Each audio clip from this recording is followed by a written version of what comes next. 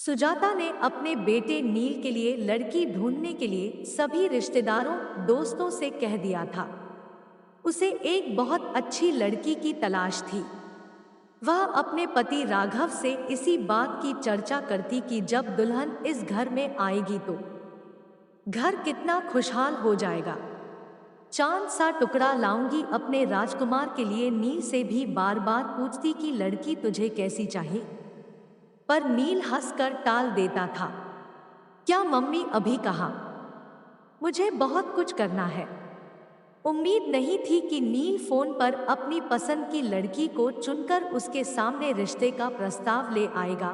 सुजाता के लिए ये एक बहुत बड़ा धक्का था।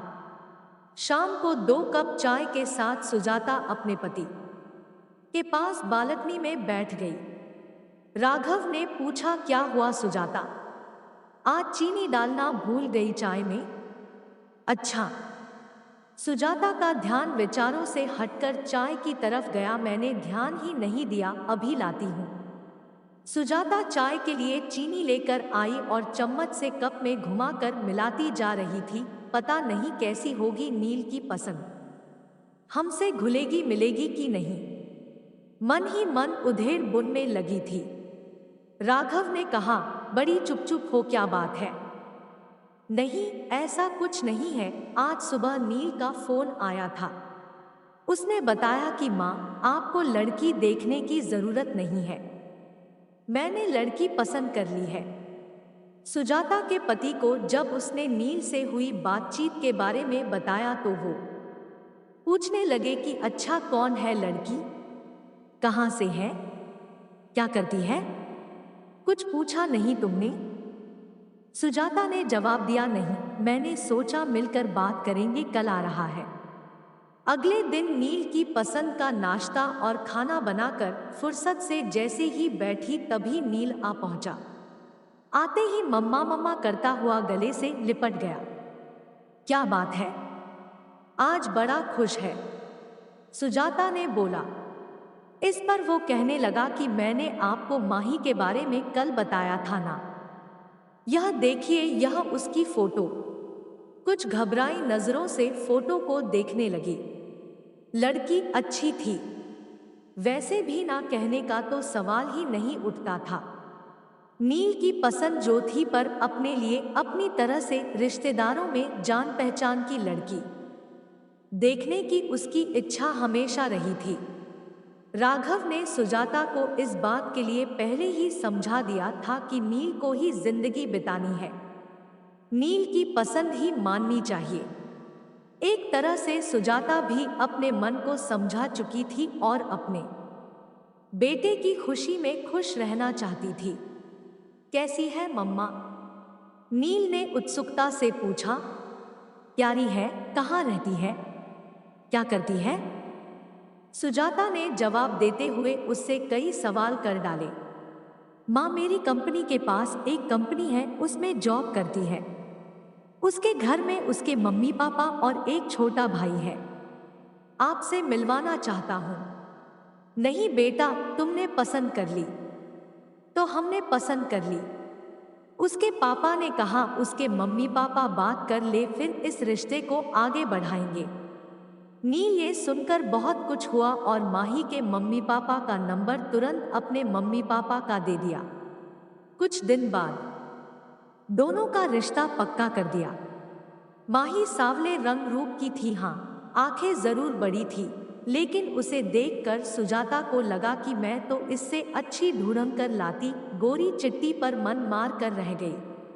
सगाई धूमधाम से हुई, शादी भी हो गई, पर सुजाता को चिंता थी कि कोई मेहमान बहू के सांवले रंग पर ना कुछ बोल दे। लेकिन उसने देखा माही के चेहरे पर एक मुस्कान रहती थी। दुल्हन थी माही, पर फिर भी सबका ध्यान रख रही थी। आपने पानी लिया, कुछ खाया? सब रिश्तेदार तारीफ करते नहीं थक रहे थे, पर माही ज्यादा बोलती नहीं थी। शायद उसकी आदत ही ऐसी थी, कम बोलना। सुजाता को माही से ज्यादा बातें करने का समय नहीं मिला। पहले मेहमान रहे, फिर वह हनीमून पर चले गए। वहां से लौटे तो दोनों की छुट्टियां खत्म हो गई थी और दोनों दिल्ली लौट गए। नील ने 2 कमरों का एक मकान किराए पर लिया हुआ था। माही और वह दोनों साथ ही निकलते थे। दोनों की कंपनी पास पास थी। फोन पर थोड़ी बहुत बात हो जाती थी क्योंकि सुजाता को हमेशा राघव से माही की ही बात करनी होती थी। वह हमेशा कहती माही शायद हमें पसंद नहीं करती। सुजाता को शिकायत होती थी कि वो दोनों घर नहीं आते। इस पर उसके पति राघव उसे समझा देते कि उनको छुट्टी नहीं मिल रही होगी। अभी शादी पर ली तो थी कितनी सारी छुट्टी, पर सुजाता के मन में एक डर था।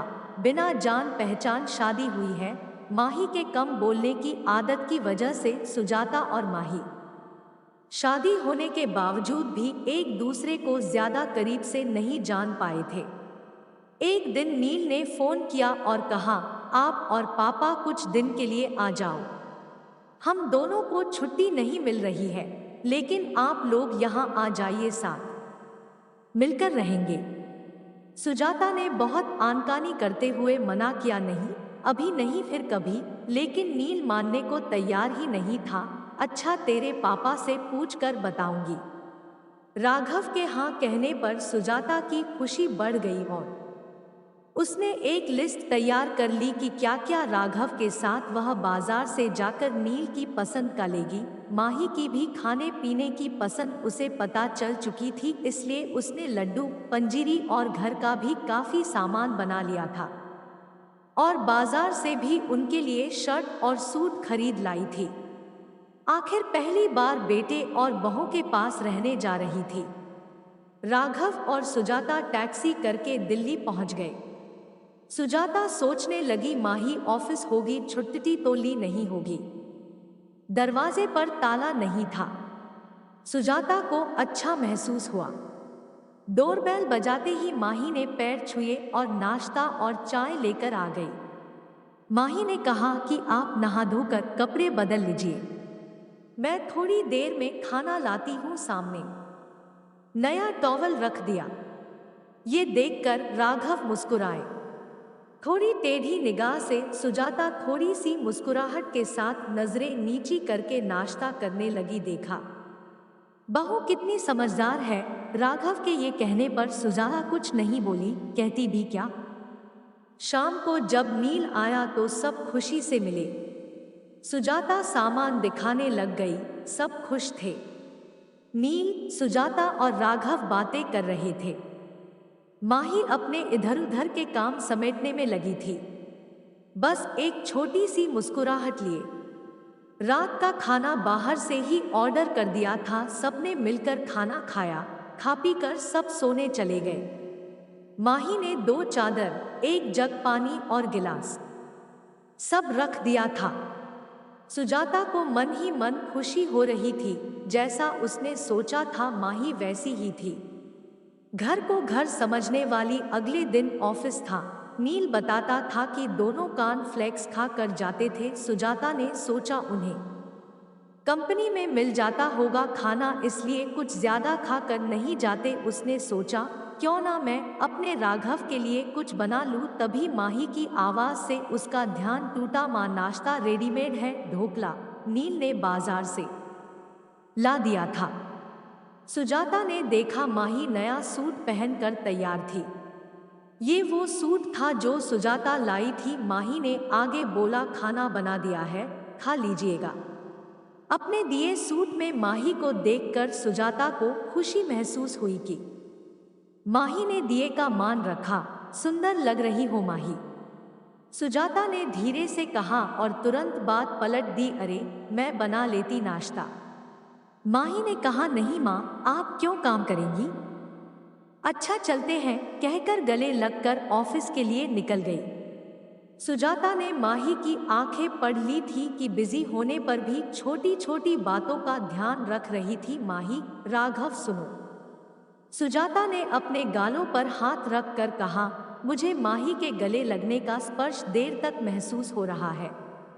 आज बेटी होती तो ऐसे ही गले लगती। राघव ने भी अखबार पढ़ते पढ़ते भावुक दिल से हाँ कहा। लेकिन अगले दिन राघव से सुजाता कहने लगी, क्या फायदा आने का? दोनों को छुट्टी भी नहीं है और टाइम भी नहीं बिता पाते हमारे साथ। राघव ने भी हाँ में हाँ मिला दी। सुजाता कहने लगी कि एक दो दिन में हम चले जाएंगे। अगले दिन माही सुबह ही नाश्ता बनाने में लग गई। सुजाता ने माही से कहा, तुम तैयार हो जाओ, ये मैं कर लूंगी। नहीं माँ, आज शुक्रवार है, हम दोनों ने छुट्टी ली है और शनिवार इतवार की तो छुट्टी होती ही है हमारी। 3 दिन आपको ये शहर घुमा देंगे। मन ही मन सुजाता मुस्कुरा रही थी कि बेटे भू के साथ पूरा दिन बिताएंगे। चारों घूमने निकल गए। जहां भी संभल कर चलना होता माही तुरंत सुजाता का हाथ पकड़ लेती। 3 दिन पता ही नहीं चले। अगले दिन सुजाता सुबह ही उठकर रसोई में आ गई। माही तुरंत बोली, मम्मी जी कुछ चाहिए? नहीं, सुजाता ने कहा, मैं तो इसलिए चली आई कि दोनों मिलकर काम करेंगे, सब काम जल्दी हो जाएगा। ये सुनकर माही मुस्कुरा दी। दोनों ने मिलकर नाश्ता बनाया और माही ऑफिस के लिए तैयार हो गई। नील और माही चले गए। सुजाता राघव से माही की तारीफ किए जा रही थी और राघव मुस्कुरा रहे थे। तुम वही हो जो माही के लिए इतना डरी बैठी थी। सुजाता धीरे से मुस्कुरा दी थी। शाम को नील और माही ऑफिस से आए। खाना खाते समय राघव ने कहा, नील हम कल जाने की सोच रहे हैं। नील ने कहा, अभी तो कुछ और दिन, अभी तो खूब मन लग रहा है। आप अकेला तो महसूस नहीं कर रहे? नहीं नील बेटा, तुम्हारी मम्मी साथ है ना, तो दिन आराम से कट जाता है। कभी टीवी देख लेते हैं और कभी अखबार पढ़ लेते हैं, ऐसे में समय का पता नहीं चलता। नील ने कहा, तो फिर क्यों जाना है? खाना खाने के बाद बर्तन समेटकर माही कमरे में आकर बोली, मम्मी जी शाम को ऑफिस से आकर बहुत अकेलापन लगेगा। आप दोनों के आने से रौनक हो गई है। थोड़े दिन और रुक जाइए, या मैं तो कहती हूँ कि आप हमारे साथ ही रहिए। वैसे भी अब पापा जी रिटायर हो गए हैं, कोई काम नहीं है। आप दोनों का ध्यान हम पास रहकर ज्यादा अच्छे से रख पाएंगे। जो माही बोलती नहीं थी वह आज बड़ी बड़ी बातें कर रही थी। राघव और सुजाता एक दूसरे को रोक देखकर मुस्कुरा रहे थे। सुजाता ने माही के पास आकर उसका हाथ अपने हाथों में ले लिया। कहने लगी कि कितना ध्यान रखती हो तुम हम सबका। नील बड़ा किस्मत वाला है जो हमें एक अच्छी बहू मिली। इतनी अच्छी तो मैं भी ढूंढ नहीं पाती। ये सुनकर माही सुजाता के गले लग गई। माही बोली, मम्मी जी मैं भी किस्मत वाली हूँ जो ऐसा परिवार मिला। प्यार और अपनेपन की वजह से दिल की बात दिल तक पहुंच गई थी। आजकल दोनों के रिश्तों में बदलाव आया है। समझदारी और प्यार से रिश्ते मजबूत होते हैं।